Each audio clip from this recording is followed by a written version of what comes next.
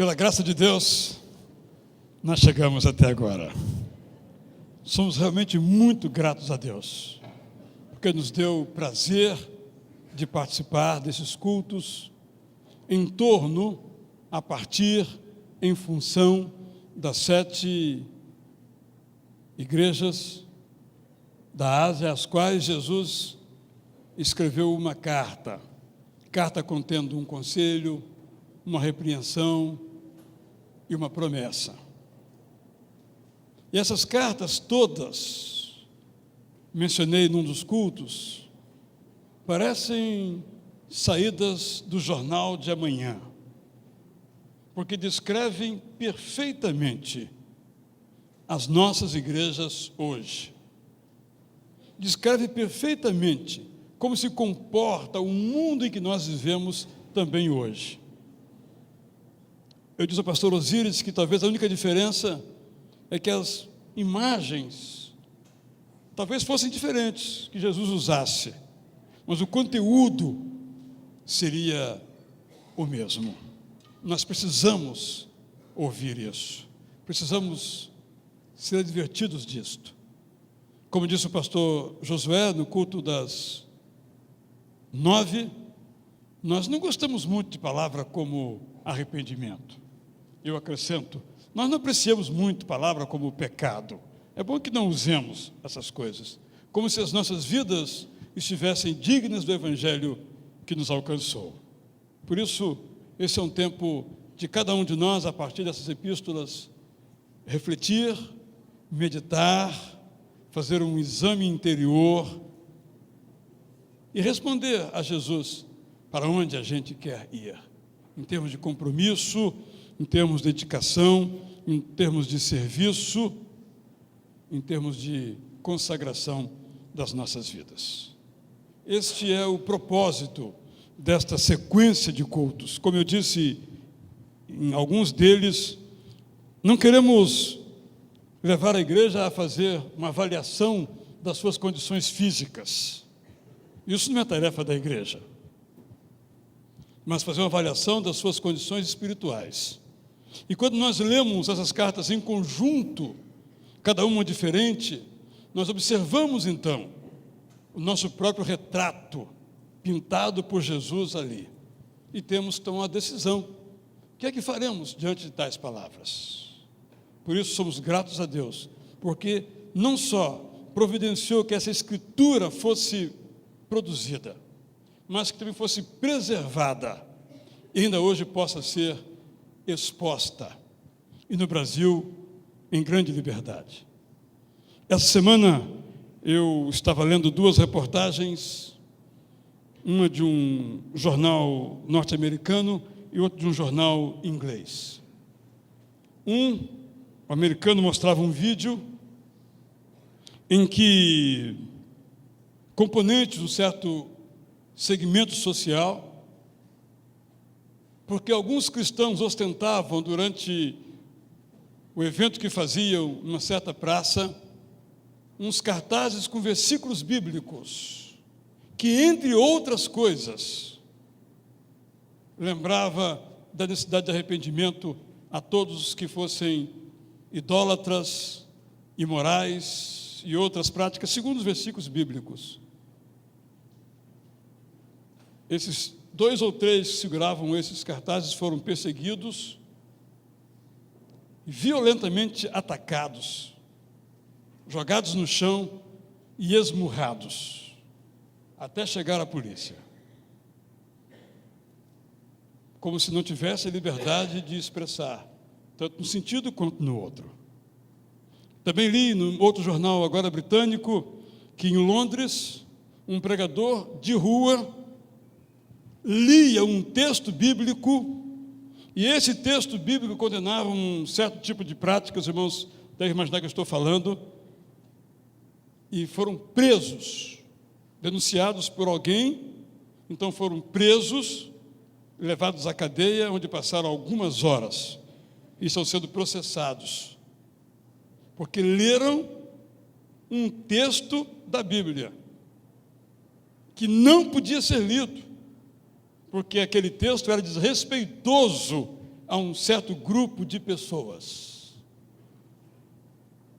Me lembro que em nosso programa de rádio, já há alguns anos, fomos ler um desses textos de Coríntios, que faz aquela relação dos pecados. E alguém me perguntou: você vai ler esse texto? Eu disse: claro, é a palavra de Deus. Se as pessoas querem ouvi-la, aceitá-la, concordar com ela, não sei, mas eu não posso tirar esse texto da palavra de Deus.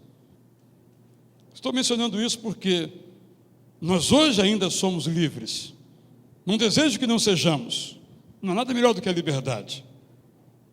Mas exatamente o contexto em que vivemos nos remete a pensar naquelas cartas em que o contexto era completamente diferente. E não sabemos qual será o nosso contexto doravante. E a pergunta é: como é que nós iremos nos comportar quando ler um texto bíblico pode dar cadeia? Vamos lê-lo ou escolher um outro mais adocicado? Quando eu estive na China, eu fui a uma igreja permitida pelo Estado. E o Estado diz que textos bíblicos podem ser lidos e que textos não podem ser lidos. Aqueles que falam de céu, inferno, vida eterna, não podem ser lidos. Aqueles que falam sobre uma vida melhor, ser um bom cidadão, esses podem ser lidos. Para a gente refletir e pensar, por isso essa palavra de advertência a mim e a você deve ficar bem guardada no meu coração e no seu coração. Dou então graças a Deus a todos quantos se empenharam, como o Coro Novo Canto agora, tantos outros antes, nossos pianistas, organistas, nosso grupo musical, todos os outros coros também, que participaram, os que atuaram desde as 7 horas na transmissão do culto, no controle mestre, no nosso multimídia, o pessoal da administração, nossos funcionários. Foi um dia em que, de fato, várias pessoas exerceram um esforço ainda maior daquilo que fazem aos domingos.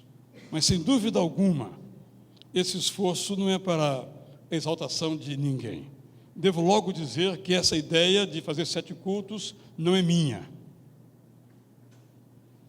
Eu participei de um culto há uns 10 anos, na primeira igreja batista de Cascadura, ao tempo do pastor Clécio Bezerra Nunes. Ele me convidou para pregar sobre uma das cartas. Eu fui lá pregar e disse: um dia vou fazer isso em Itacuruçá. Não sei com quem ele aprendeu. E não sei com quem aprendeu aquele com quem ele aprendeu. Eu aprendi com ele, sou grato a ele. E entendo que, de fato, foi um dia de grande crescimento para cada um de nós. E espero que Deus nos permitir, tenhamos outras oportunidades similares a esta.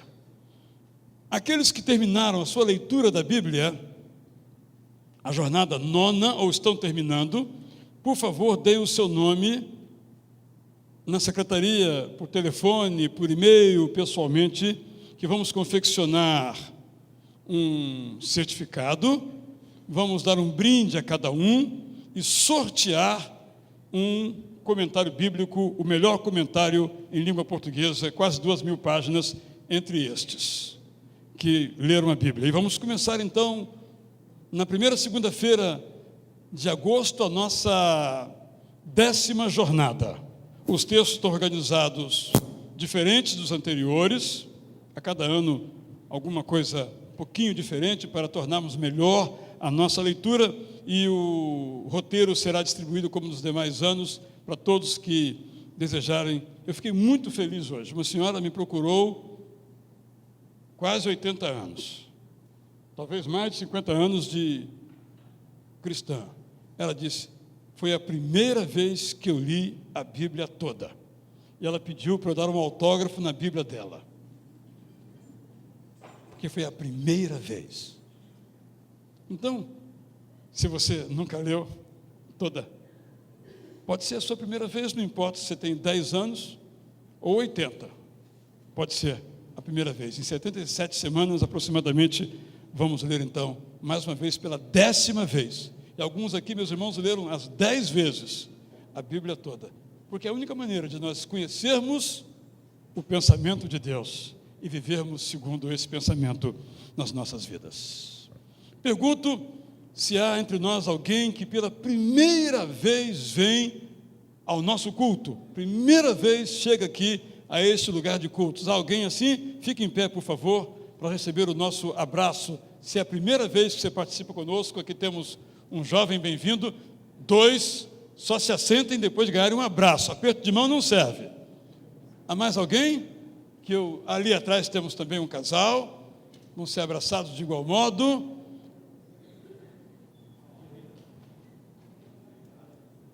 Lá atrás, perdoe-me, já foi abraçada? Então pode sentar.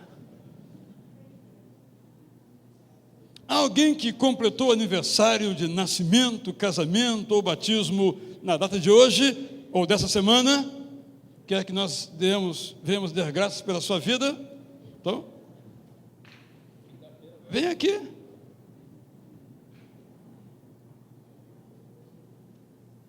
Rogério Enachev, nosso guia mor, né, louco por viagens, dia 24 de fevereiro, mais uma jornada lá nas terras bíblicas. Quem quiser informação, depois pode falar com ele. Eu acho que ele juntou o útil ao agradável, deixa para lá. Antônio Borges, só não canta no coro das senhoras e adolescentes, porque não convidaram. Margarete. E aí, garoto, quantos aninhos? Esse é o Breno, acertei? Cadê o seu irmão gêmeo? Ele não fez aniversário, não? Fez. Como é que pode um negócio desse? Eu queria entender isso. Né? Tá por aí, né? Tá por aí, é. Comendo pizza, talvez, não? Então, a gente pode agradecer por ele também ou só por você? Não, por ele também. Por ele também, né? Então tá bom. Quantos anos? 14. 14. Tá bem. Vamos nos colocar em pé, então, irmãos, para essa oração. Depois o nosso culto será dirigido pelo pastor André Aguiar Lisboa e pelo pastor Newton Amorim. Pastor André, nosso pastor de crianças. Pastor Newton, pastor da nossa missão em Casa Branca, está de férias, então está aqui hoje. Pai nosso, obrigado por esta noite que o Senhor nos dá, por esse dia todo que o Senhor nos tem concedido. Agora estou aqui com esses irmãos a quem acrescentas mais um ano de vida, que eles possam continuar recebendo de Ti todo o alimento que precisam para uma vida que vale a pena. Desde o mais novo, o seu irmão que aqui não está, até os outros, todos recebam de Ti orientação e possam a cada dia receber graça sobre graça na sua vida. Senhor, visita cada coração aqui presente, nossos visitantes, aqueles que estão conosco pela internet, aqueles que vão ouvir esse culto depois numa gravação, todos possam ser abençoados, fortalecidos, inspirados por Ti. E agora, Pai, receba o nosso culto que vamos Te prestar, com a ajuda dos irmãos dirigentes, dos irmãos músicos, do coro, mas tudo que vai acontecer aqui, desde que chegamos, já até aconteceu, tudo é para o Senhor. Recebam então, em nome de Jesus. Pode vir aqui dar um abraço nos nossos mais velhinhos aqui.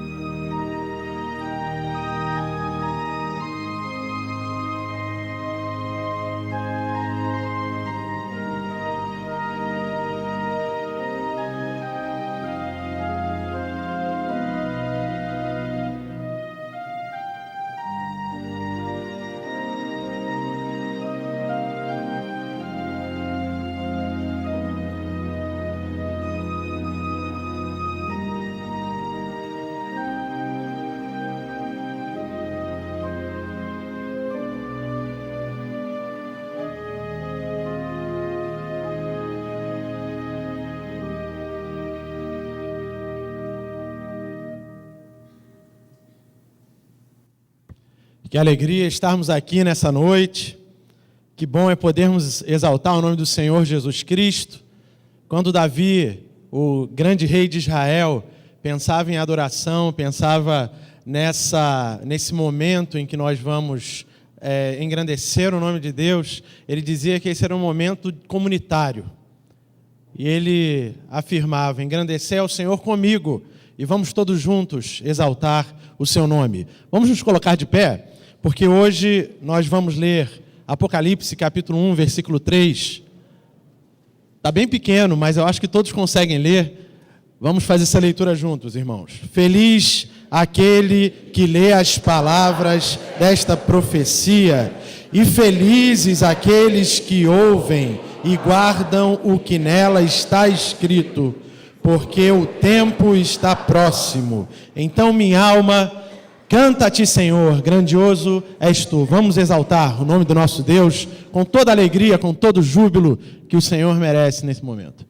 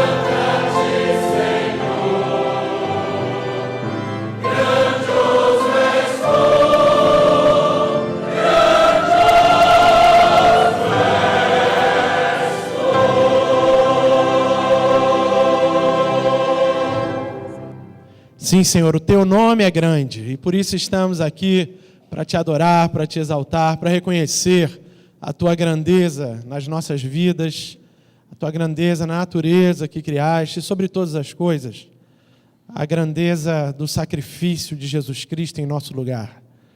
Temos uma grande esperança no nosso coração de logo estarmos na tua presença em definitivo, porque sabemos, Senhor, que esse momento passageiro de dor, muitas vezes de angústias, não há de se comparar ao que o Senhor tem reservado para nós.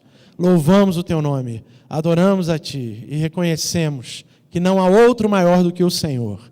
Desejamos ouvir o que o Espírito do Senhor tem a dizer à nossa igreja, às igrejas aqui representadas por tantos irmãos. Fala-nos nessa noite, eis o nosso clamor em nome de Jesus. Amém. Todos podem sentar, vocês não.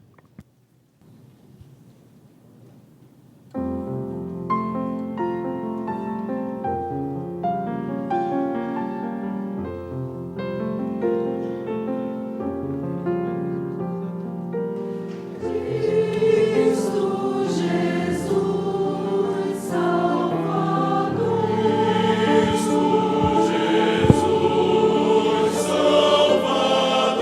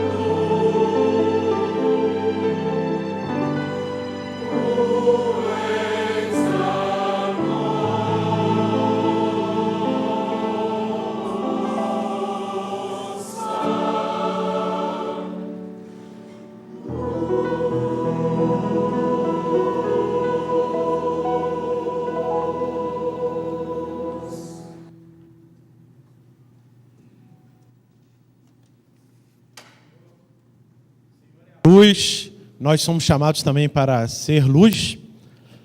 E nesse instante nós vamos celebrar a Deus pela sua fidelidade. Chamamos esse momento na nossa igreja de ofertório, dízimos e ofertas, de momento de fidelidade, porque reconhecemos que Deus tem sido fiel para conosco e nós, com gratidão no nosso coração, na nossa vida, vamos entregar a Ele tudo aquilo que a Ele é devido. Então, caso você nos visite hoje, não se sinta constrangido para trazer nada, esse é um privilégio nosso, como membros desta igreja que somos, mas caso você tenha a sua oferta, mesmo não sendo membro dessa igreja, traga, Deus a receberá de coração, e nós vamos então, ouvindo uma música ao órgão, colocar nossos dízimos, ofertas nesse momento de fidelidade, diante do Senhor.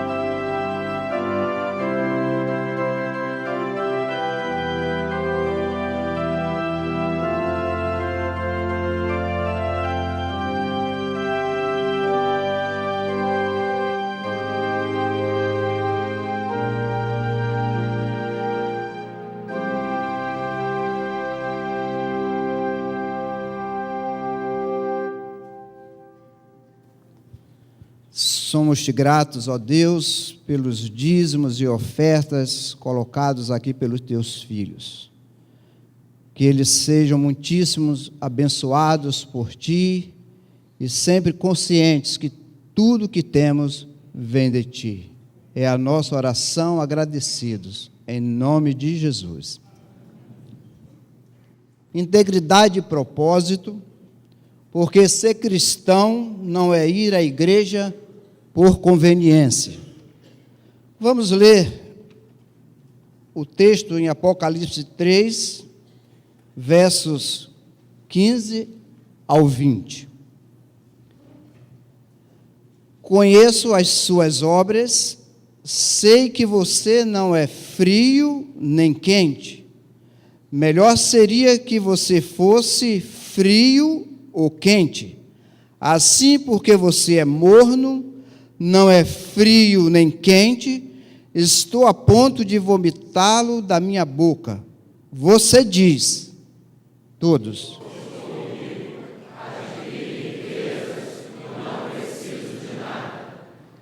Homens.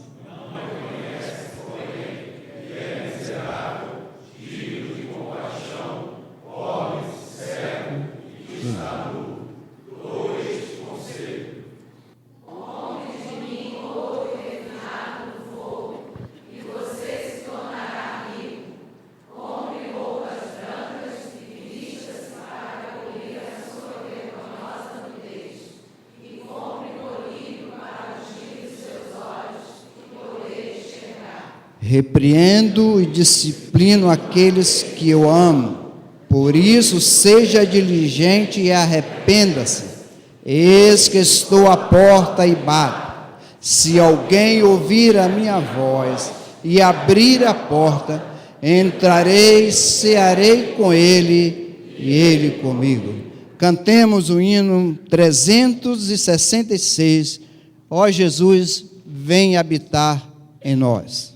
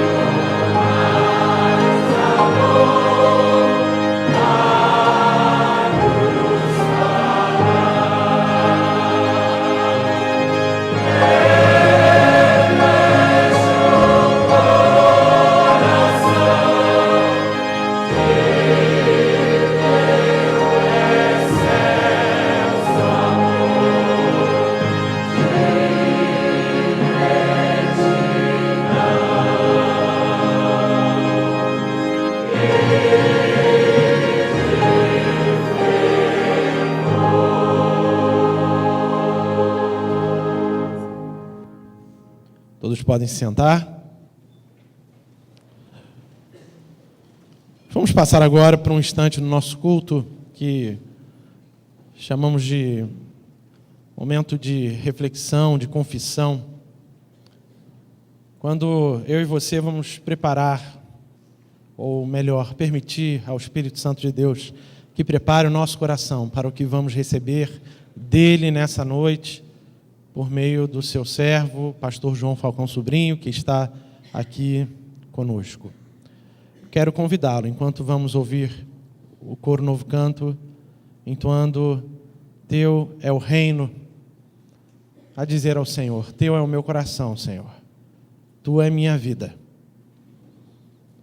Interessante que eu não venho sempre vestido assim para a igreja.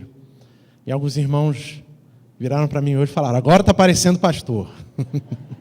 Mas pastor de criança não precisa dessa indumentária.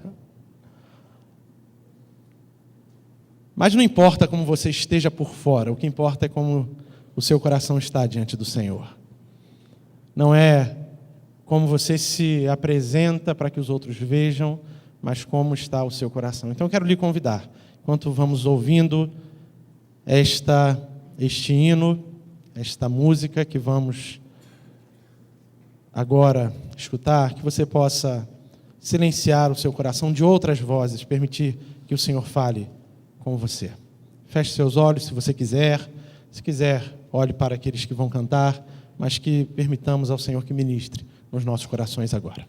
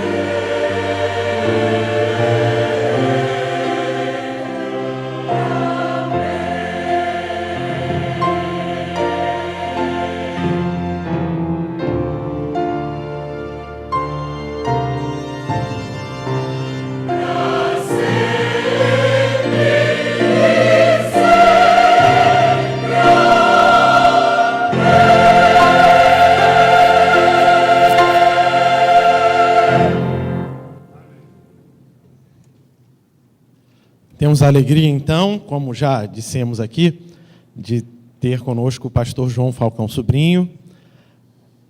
Na verdade, quem ia fazer isso agora ia ser o pastor Israel, só que eu pedi para ele para fazer, porque convidar o pastor João Falcão Sobrinho é muito significativo para mim. Ele foi meu professor no seminário há alguns anos atrás, não muitos, e nos abençoou, todos nós que fomos seus alunos, pastor, e sabemos que tem já abençoado tantas igrejas.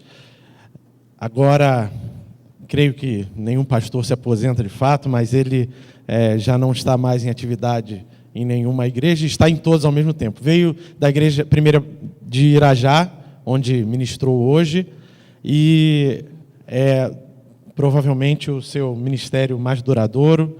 Nós temos a alegria, então, de poder ouvi-lo nesse 7º culto a respeito da igreja de Laodiceia. Uma grande alegria, para mim pessoalmente e para todos nós que aqui estamos.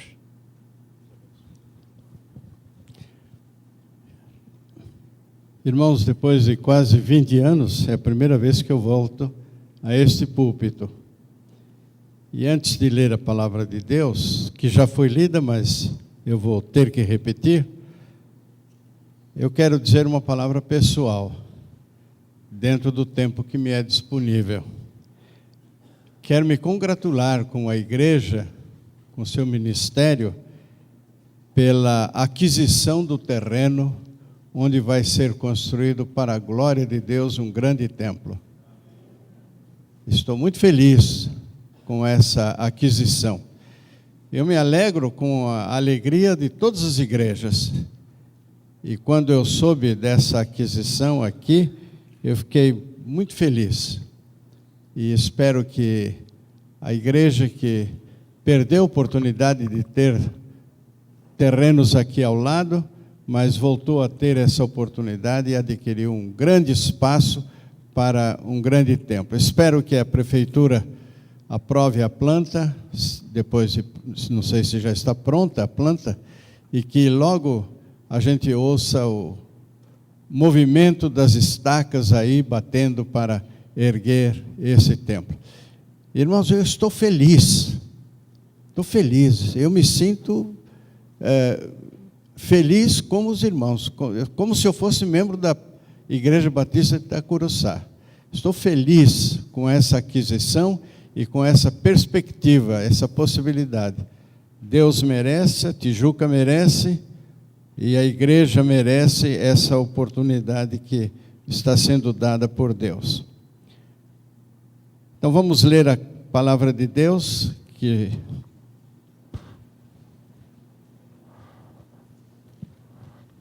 já foi lida, mas eu preciso ler novamente, porque há alguns destaques, 4 destaques, que eu quero fazer nesse texto.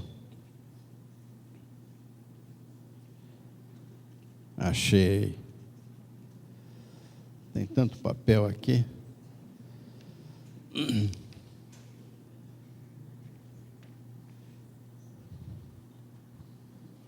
Apocalipse capítulo 3.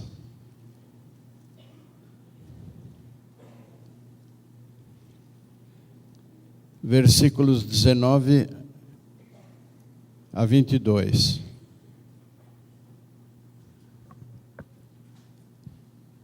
Aliás, versículos 14 ao 22.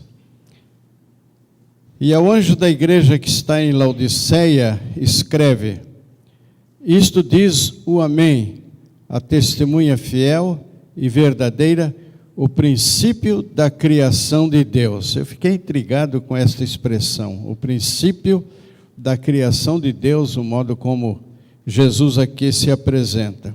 O princípio da criação de Deus. Não significa que Jesus é uma criação de Deus, no mesmo sentido em que são os anjos e o homem também. A maioria dos intérpretes dá a seguinte significação: Ele, Jesus, é o princípio da criação, porque Ele é o Criador, Ele é Deus Criador. Ele estava com o Pai, como diz João capítulo 1, Ele estava com o Pai E tudo que foi feito por intermédio dele. Ele é a palavra, ele é o verbo de Deus. Quando é que Deus começou a falar? Deus é eterno. As suas prerrogativas, suas peculiaridades, sua personalidade são eternas, como Deus é eterno. Então Jesus é o verbo divino, é a palavra de Deus, desde a eternidade, do momento quando Deus começou a falar. Deus não teve começo, a sua palavra não teve começo, então Deus está com o Pai desde a eternidade. Ele não é uma criação de Deus, mas ele é o Criador. Em seguida, Jesus diz à igreja de Laodiceia: eu sei as tuas obras, que nem és frio nem quente. Tomara que foras frio ou quente. Assim, porque és morno e não és frio nem quente, vomitar-te-ei da minha boca. Irmãos, essa passagem tem uma correspondência com o capítulo 1 do profeta Isaías, quando Deus diz, através do profeta Isaías, que ele tem nojo. A palavra no hebraico ali é nojo mesmo. Deus tem nojo da adoração que não corresponde à vida do adorador. Os judeus iam ao templo, sacrificavam seus carneiros, seus bezerros, adoravam com seus salmos, oravam, faziam longas orações, mas abandonaram os órfãos, as viúvas, abandonaram a justiça, estavam derramando sangue inocente. A vida dos adoradores fora do templo não condizia com a adoração que eles estavam prestando a Deus ali no templo. E esta adoração, que não corresponde à vida dos adoradores, é uma adoração da qual Deus tem nojo. Deus se enoja dessa adoração. Deus não aceita. Deus tem repulsa, é a tradução que eu tenho aqui da Sociedade Bíblica. Deus tem repulsa pela adoração que não corresponde na vida dos adoradores àquilo que eles estão dizendo que adoram a Deus. Então, hoje nós estamos aqui adorando a Deus, estudando as 7 cartas do Apocalipse, estamos cantando, orando. E amanhã? O que é que vamos fazer amanhã? Amanhã, muitos talvez estejam sendo desonestos nos seus negócios. Muitos maridos talvez estejam olhando para outras mulheres. Muitas mulheres cobiçando outros maridos. Amanhã é possível que um adorador que está aqui hoje esteja ali na fila da loteria esportiva, fazendo a sua ilusão, caindo na ilusão da loteria. Amanhã vai ser diferente.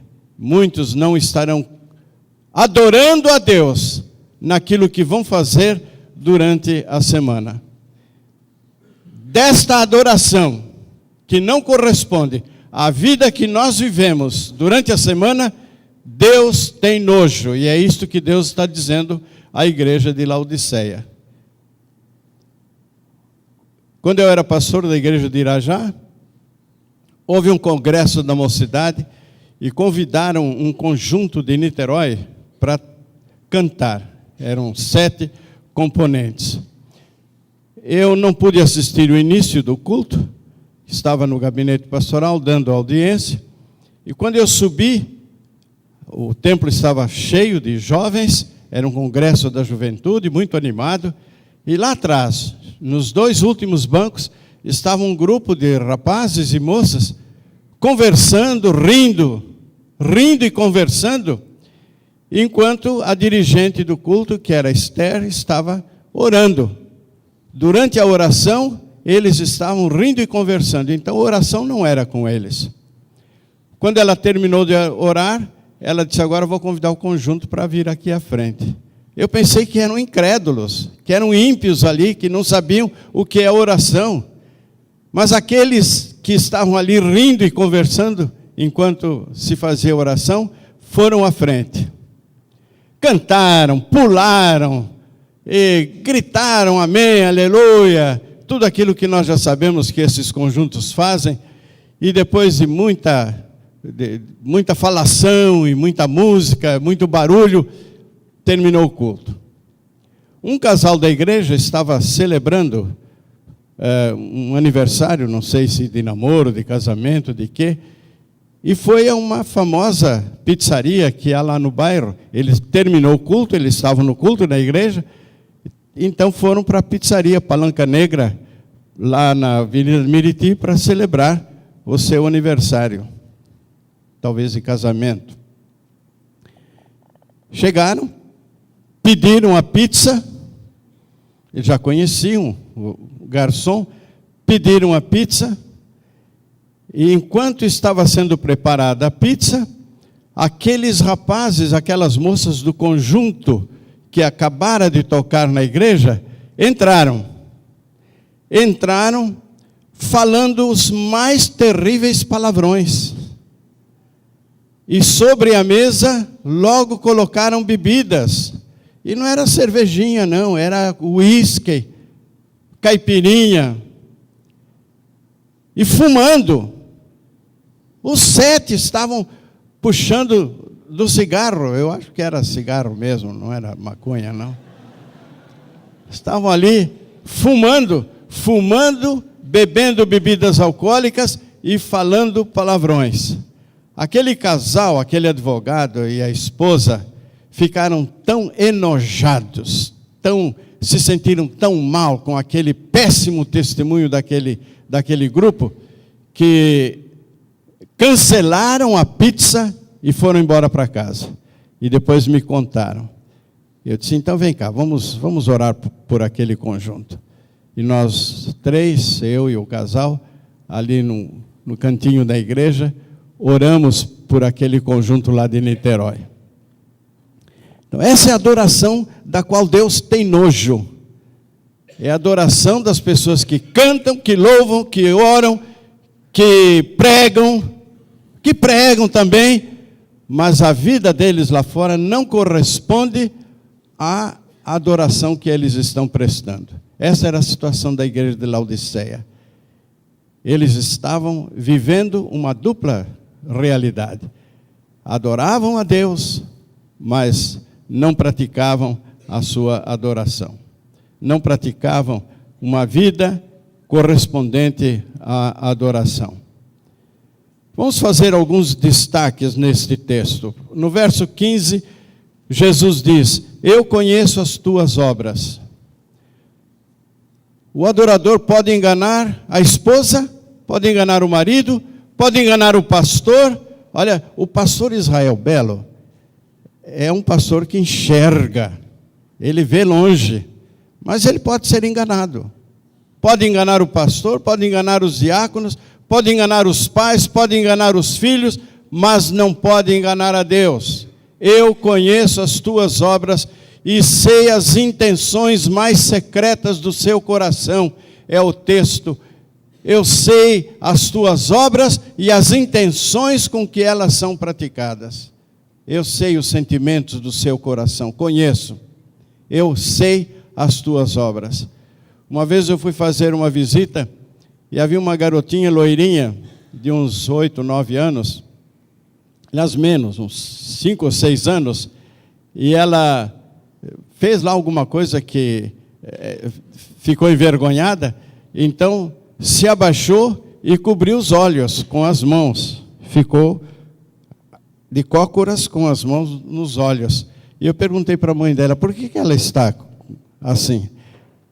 A mãe dela me respondeu, é porque ela pensa que, como ela não vê as pessoas, ela pensa que as pessoas não a veem, não estão olhando, não estão vendo. Então, quando ela fica com vergonha de alguma coisa, ela faz isso. E, meus irmãos, muitas vezes nós fazemos isso. Nós não estamos vendo Deus. Nós somos cegos, não vemos a realidade espiritual da presença de Deus.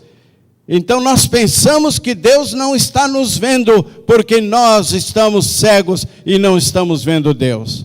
Mas Deus está vendo. Deus está vendo, jovem, quando você vira a cabeça para trás para ver a beleza que passou. Deus está vendo, mulher, quando você imagina. Deus está vendo a sua mão no mouse do seu computador. E que é que você está clicando?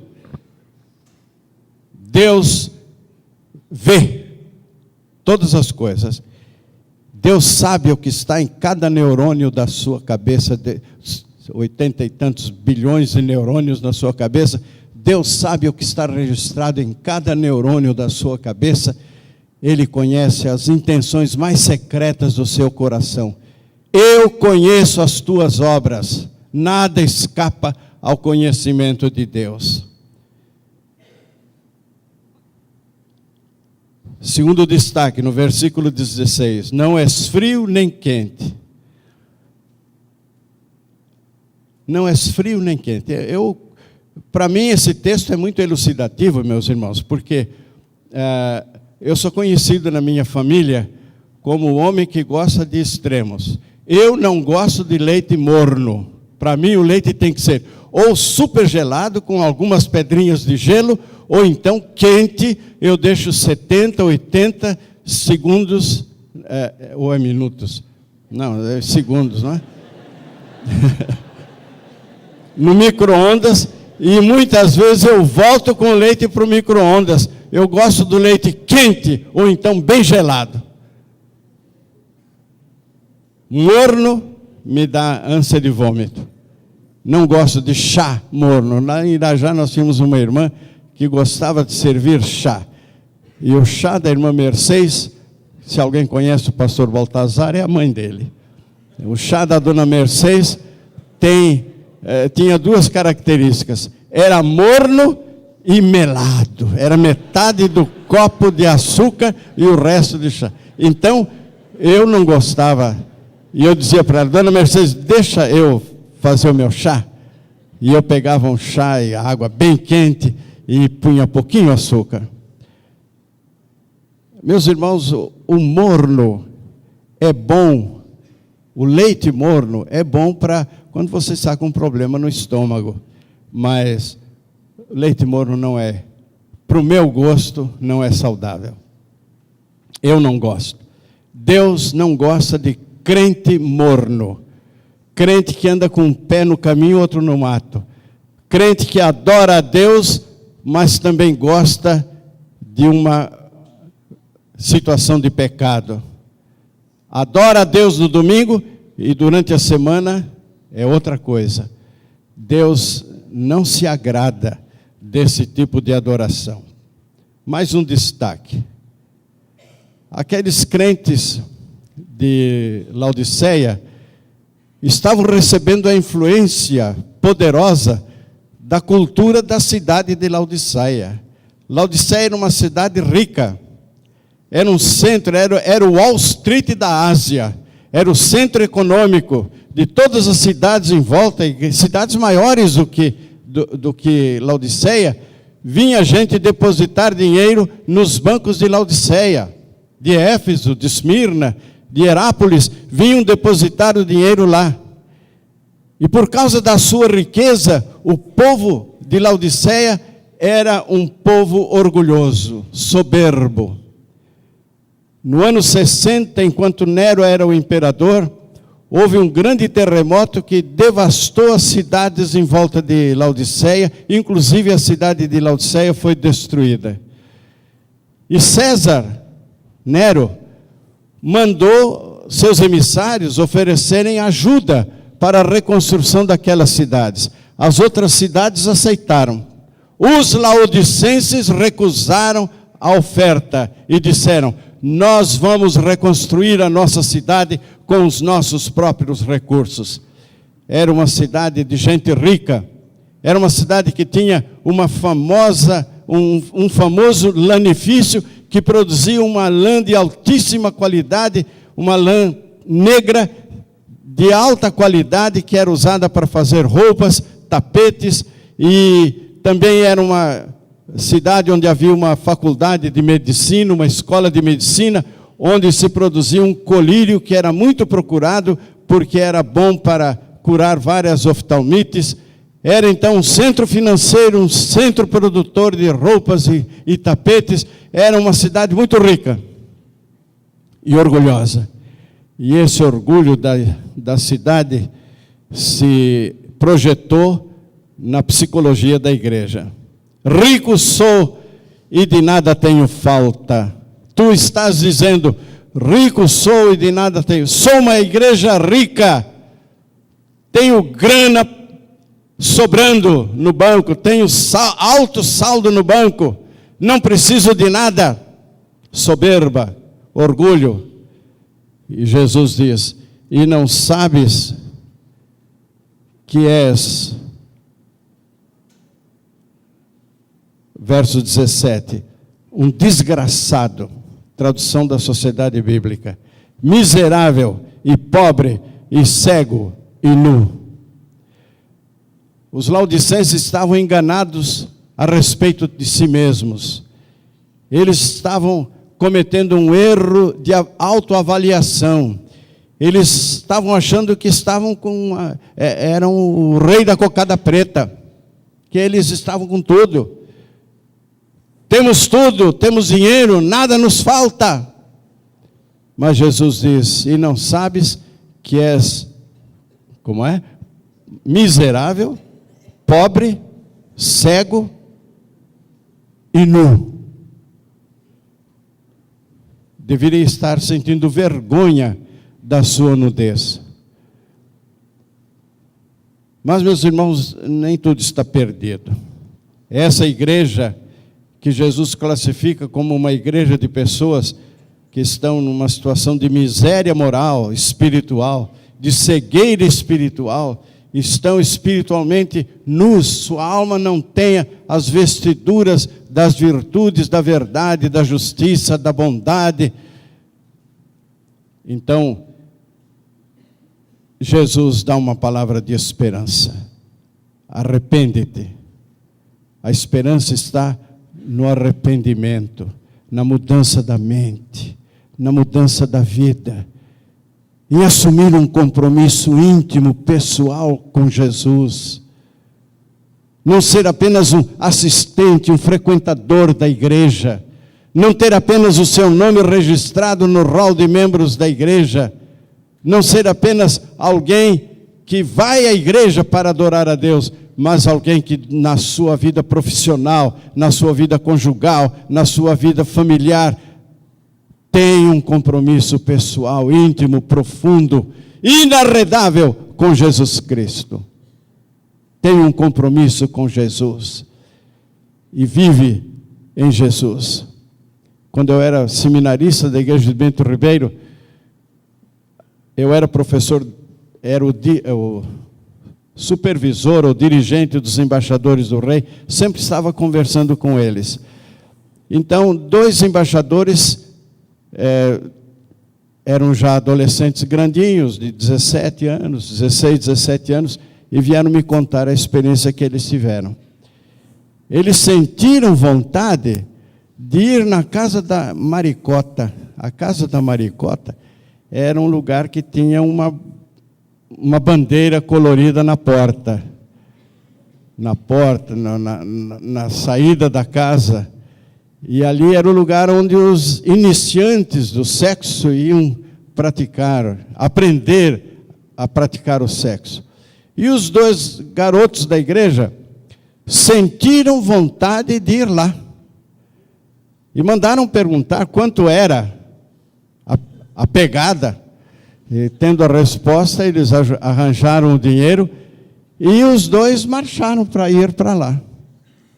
Para ir lá, para conhecer aquele lugar e saber o que se passava ali. Ambos eram virgens. Quando eles chegaram, eles me contaram, quando chegaram a 10 metros, a 10 passos da porta da casa, um deles olhou para o outro e disse assim, mas espera um pouco, Giovanni, espera um pouco. Nós somos de Jesus, nós somos crentes, nós somos salvos, nós temos a palavra de Deus no coração. E o salmista disse: escondi a tua palavra no meu coração para não pecar contra ti. Meia volta, vamos embora, não vamos entrar aí nessa casa não. E o Giovanni aceitou o desafio, foram embora e não experimentaram o pecado. Não tiveram a sua primeira vez, pelo menos naquele dia.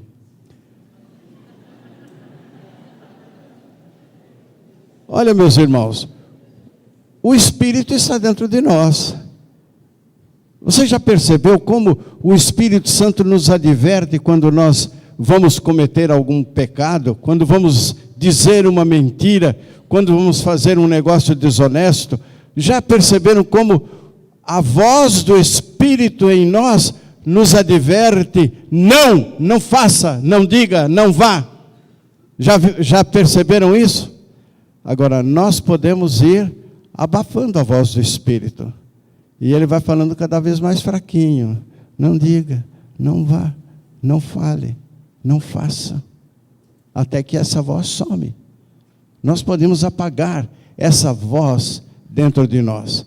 Mas nós podemos aguçar o ouvido. E quando nós obedecemos aos impulsos interiores do Espírito Santo, nós vamos santificando a nossa vida, o Espírito vai santificando a nossa vida e nós vamos tornando o nosso coração cada vez mais sensível ao comando do Espírito Santo. Qual é a sua posição hoje? Durante essa semana, eu garanto, todos vocês, todos os irmãos e irmãs vão ter algum tipo de tentação. E naquele momento, o Espírito Santo vai lhe dizer: não vá, não fale, não faça esse negócio desonesto. Não dê essa propina para o guarda, não faça isso.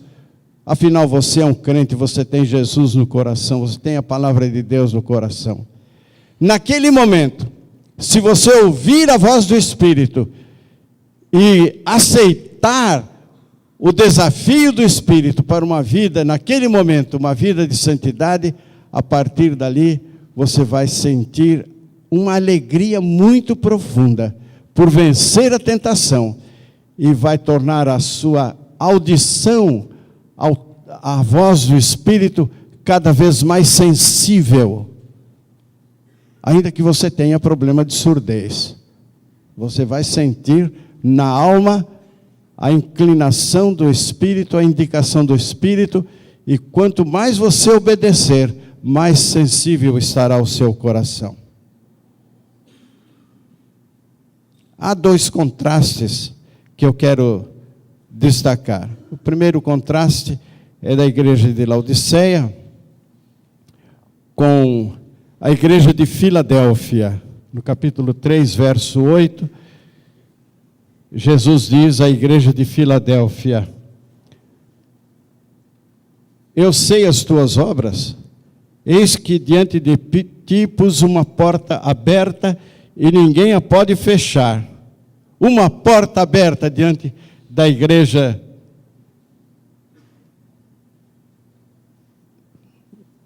de Filadélfia. Uma porta aberta. Mas diante da igreja de Filadélfia havia uma porta fechada. Que coisa mais interessante.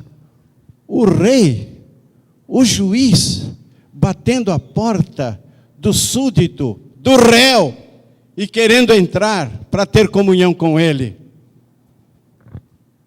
Jesus quer entrar na nossa vida para ter comunhão conosco, para se sentar conosco à mesa, para ir ao nosso lado,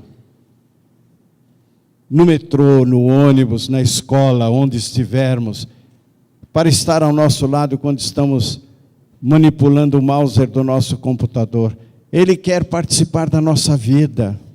Basta que abramos a porta e deixemos que através do seu Espírito Ele entre.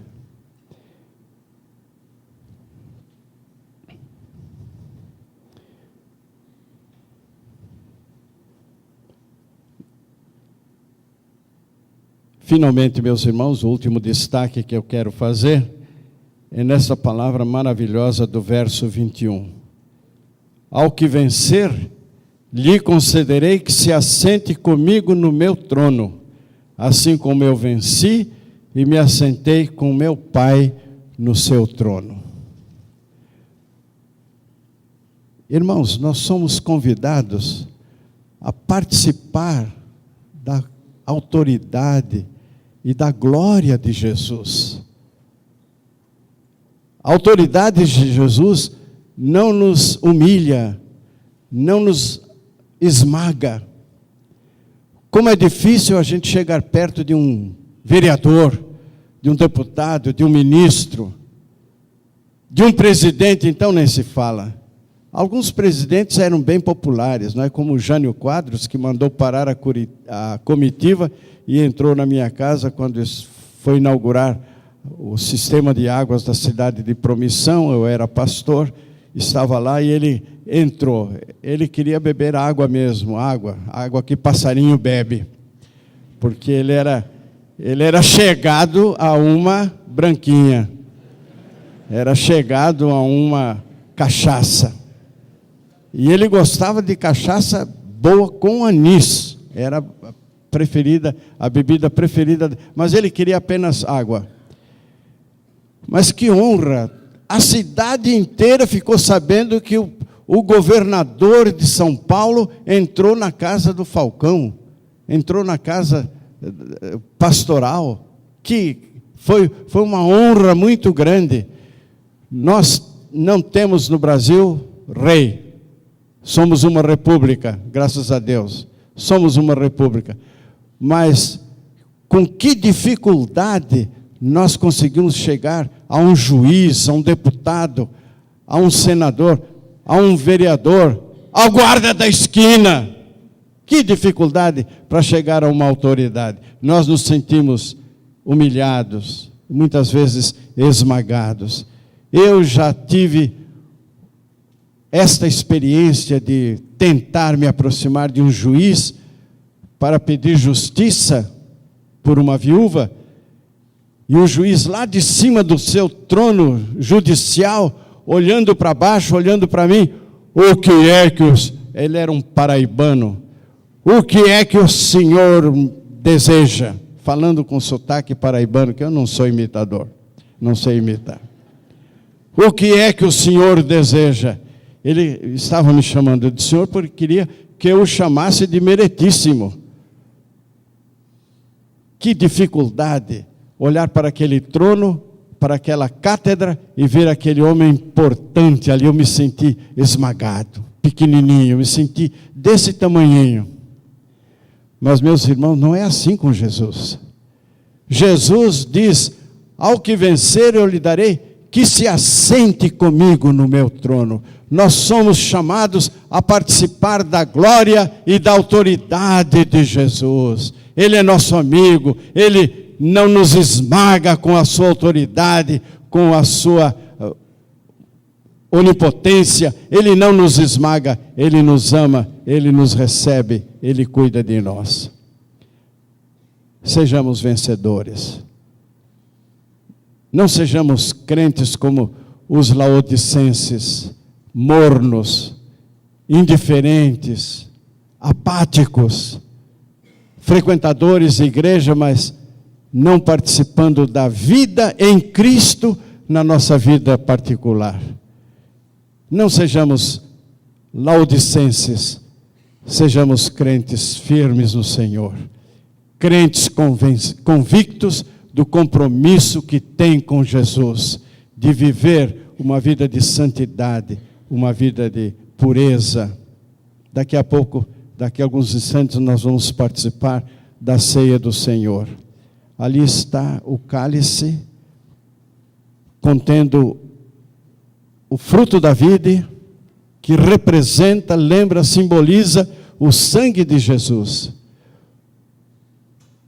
Como é que eu vou participar deste momento e lembrar o sangue de Jesus, sem deixar que o sangue de Jesus me purifique dos meus pecados, para que eu possa ter comunhão com a igreja, para que eu possa ter comunhão com Deus, para que eu não seja um crente morno? Como eu vou permitir que o Espírito Santo tire do meu coração toda soberba laodicense, toda impureza, toda lascívia, toda luxúria, que o Espírito Santo tire do meu coração toda tendência à maquinação do mal.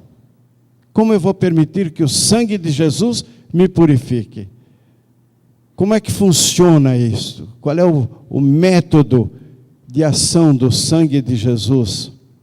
O Espírito Santo vai me lembrar que Jesus deu a sua vida por mim na cruz do Calvário. Ali Ele derramou seu sangue para me purificar dos meus pecados. E em 1 João capítulo 1 nós lemos: se andarmos na luz, como Ele na luz está, temos o quê? Comunhão uns com os outros. E o sangue de Jesus Cristo, seu Filho, nos purifica, e é um presente ativo, nos purifica continuamente, nos purifica incessantemente de toda a sorte de pecado, para que não sejamos cristãos mornos, mas cristãos calorosos, valentes, vitoriosos, para reinarmos na glória com Jesus. Que assim Deus nos abençoe. Esse desafio deve estar na nossa mente agora, quando vamos participar desses elementos. Nós vamos ouvir o hino 366, que nós já cantamos. Os irmãos da projeção podem também colocar ali a letra. Não é importante que nós cantemos agora essa música. É importante que nós reflitamos nessa música e digamos que esse é o nosso desejo. Pastor Falcão nos lembrou que Jesus está à porta e bate. A porta do meu coração, que sou convertido, a porta do seu coração, que também o é, para que ele então possa habitar. Ele não força, ele bate e espera que a gente abra. Em mim vem habitar, ó, vem Jesus, e em mim fazer brilhar a tua luz. Eis a minha ambição: ganhar um monte de dinheiro, ser bastante famoso, ou melhor, perdoe-me, ter e sentir, Senhor, mais gratidão e mais amor. Os passos teus eu quero seguir. O meu ideal maior é contigo andar. Em meu interior, vem Jesus, eu abro a porta, brilhar. Reveste o meu coração do teu mais perfeito amor, para que eu possa viver de modo que fale da cruz, com retidão, com alegria, com fervor. Enquanto essa música é tocada, eu quero convidar você a fazer uma oração interior. Eu quero convidar você a se ajoelhar agora. Quero convidar você a se colocar diante de Deus, que vê o seu coração. Talvez tenha prazer no que vê no seu coração, e talvez tenha nojo do que vê no seu coração. Só você e Deus sabem. Você pode pedir a Ele que fortaleça a sua vida, ou pode pedir a Ele que converta o seu coração. Enquanto ouvimos a música, faça a oração que o Espírito Santo tocar no seu coração. E se puder se ajoelhar, se desejar fazê-lo, eu lhe convido a fazer assim.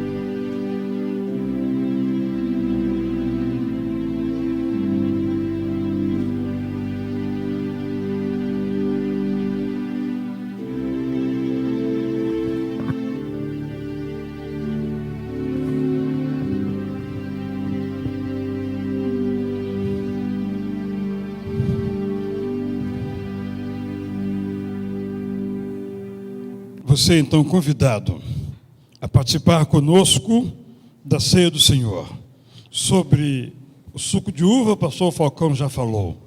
Sobre o pão acrescento, que é Jesus sendo entregue por nós, para termos comunhão com Deus. E ter comunhão com Deus significa não ter comunhão com as trevas, não ter prazer no caminho das trevas. É assim que vamos participar.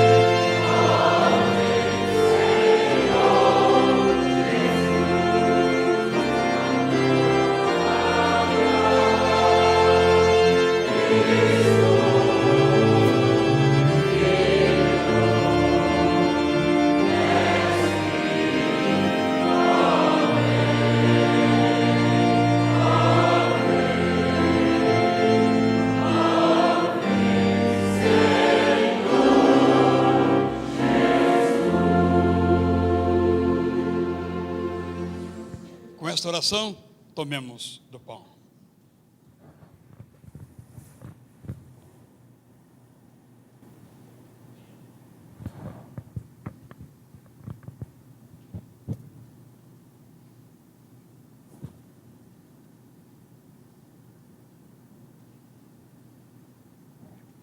Consciente do significado desse cálice, tomemo-lo também.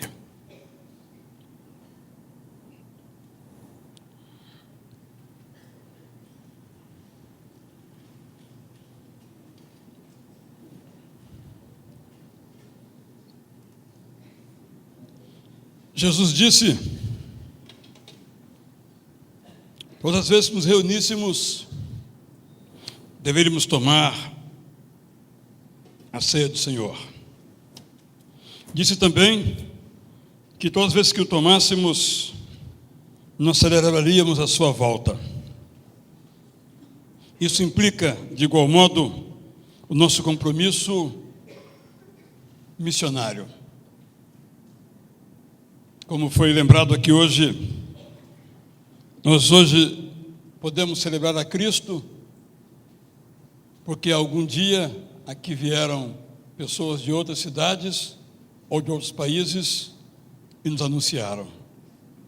Cada um de nós que é cristão é alvo da obra missionária de alguma pessoa. Pode ser nosso pai, nossa mãe, nosso avô, um pregador desconhecido. Por que digo isso? Eu vou chamar aqui à frente, os jovens podem se assentar, por favor, a Cati e o Felipe Câmara, porque eles estão embarcando nesses dias para o Japão, para ajudar a obra da evangelização naquele país, em que 1%, segundo o e-mail que a Cati me mandou, apenas 1% é cristão, de todas as denominações, 1%. Nenhum de nós tem a menor ideia do que é ver num país em que se olha para todos os lados, de 100 pessoas, só uma é cristã. E Deus tocou no coração desses dois jovens a ir lá durante algumas semanas, 2 semanas. A Cati é aluna de japonês e entendeu que deve colocar esse seu conhecimento para levar o Jesus que habita no seu coração. Vamos orar por eles, para que Deus então os revista de tal modo que não só faça diferença na vida deles estarem lá, porque faz, sabemos disso, mas como também estarem lá faz diferença na vida dos japoneses. Quantos? Isso não é tarefa nossa. A nossa tarefa é ser agente de Deus para bater a porta. É o que podemos e devemos fazer. O resto é com o próprio Espírito Santo de Deus. Eu vou então lhes convidar a ficarmos em pé para cantarmos então este hino que nós cantamos ao final de cada um desses 7 cultos. E após então esse cântico que faremos como nossa oração, nós vamos então orar pelo Felipe e pela Caterine ou Cati. A partir de amanhã voltamos às nossas programações normais. Amanhã, segunda-feira, temos culto, quarta-feira temos culto, os ensaios dos coros, no sábado, jantar dos casais, que você não se inscreveu ainda pode fazê-lo, terça-feira, nosso programa de televisão. Mas como diz o pastor Falcão Sobrinho, outros também disseram a mesma coisa de um modo diferente ao longo das suas pregações, a nossa adoração apenas começa aqui. Tem que continuar. Continuar quando entrarmos no metrô cheio e alguém nos der uma canelada. Ou quando alguém nos fechar o sinal ou avançar um sinal nos prejudicando, por exemplo. Entre muitos que ele já deu, nossa adoração é hoje, é amanhã, é no Brasil, é no Japão. Naquele avião apertadinho, a gente sofre porque é longa a viagem. Ali também é lugar de adoração. Vamos cantar então.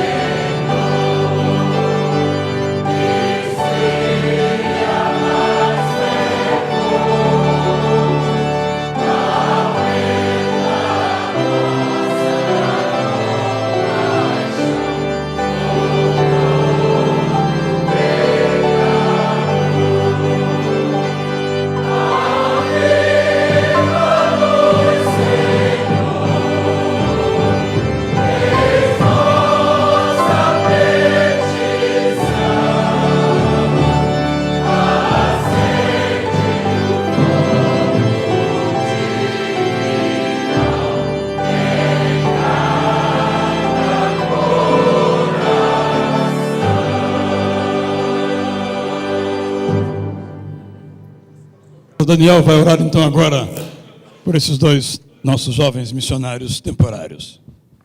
Pastor, eu quero só lembrar que a Junta de Missões Mundiais fará outras viagens missionárias para Botsuana, Moçambique, ainda esse ano, também para o ano que vem para o Haiti e a China também. Então, está aberto aí, é só entrar no site da Junta de Missões Mundiais para saber mais informações. Nosso Deus, nosso Pai, que alegria aqui compartilhar esses momentos de celebração ao Teu nome com a nossa igreja, ouvindo a explicação da Tua palavra, Senhor. Muito obrigado pela inspiração que o Senhor deu ao pregador, ó Deus, e que essa palavra permaneça viva e guardada aos nossos corações, ao ponto de nós podermos vivenciá-la e também compartilhá-las com os outros. Mas também ficamos felizes em saber e compartilhar esse momento aqui, que o Felipe e a Cati estão indo lá para aquele outro continente, aquele outro país, ó Deus, compartilhar esse amor, essa palavra, o sacrifício de Jesus na cruz, a salvação, falar que Jesus vive não só no coração deles, mas também quer viver no coração de cada ser humano, ó Deus, desse planeta. Então peço que o Senhor, ó Deus, avive o coração desses dois, da Cati e do Felipe, cada dia mais e mais, que eles possam, ó Deus, chegar lá junto com a equipe cheio de ânimo, Senhor, de vigor, e durante essas 2 semanas jamais desanimarem, Senhor, mas que o Senhor possa renovar as forças físicas, espirituais e emocionais, ó Deus, deles lá e também da equipe, Senhor. Abençoa o trajeto da viagem, no avião, ó Deus, lá dentro do Japão, se tiver aqui necessidade de locomoção, que os teus anjos, ó Deus, acampem ao redor dos dois aqui, também da equipe, guardando e livrando de todo mal. Que cada movimento, cada palavra, cada gesto, cada toque, seja, ó Deus, um reflexo da tua glória, do teu amor, Senhor. Que vidas sejam alcançadas, transformadas, e que mais missionários possam surgir através desse projeto, Senhor. Muito obrigado, porque um dia o Senhor nos alcançou, muito obrigado, porque um dia o Felipe e a Cati decidiram seguir a Jesus, e agora eles querem que outras pessoas compartilhem desse momento e dessa decisão. Nós estamos realmente felizes pelo teu amor que nos alcançou, nós estamos realmente felizes porque nós um dia decidimos pelo Senhor. Muito obrigado mesmo, em nome de Jesus, que eu oro, porque Ele é o meu Senhor, o nosso Senhor, mas também o Salvador das nossas almas. Amém. Eu vou fazer a oração final e depois, então, Ramon, nossa organista, vamos todos falar o nosso amém. Quero recordar que, após o culto, você pode descer no salão térreo, em que há pizzas, acho que para todos, ou para quase todos, e talvez você possa levar para casa também alguma. E se você pretende ou deseja viajar a Israel comigo, só procurar o Rogério também no final deste culto. Sou muito grato a Deus por nos ter renovado as forças de tantos quantos aqui participamos de vários cultos. Graças a Deus pela imensa equipe que atuou das mais variadas maneiras para que tivéssemos esses cultos. E sou grato a Deus pela palavra dele, como mencionei, preservada, para que nós pudéssemos hoje ouvi-la e segui-la. Que então agora o amor poderoso e generoso de Deus o Pai, a graça transformadora, maravilhosa de Jesus Cristo, o Filho, e o conforto fortalecedor e reanimador e inspirador do Espírito Santo, conosco estejam hoje, amanhã, todos os dias da nossa vida. Oramos assim.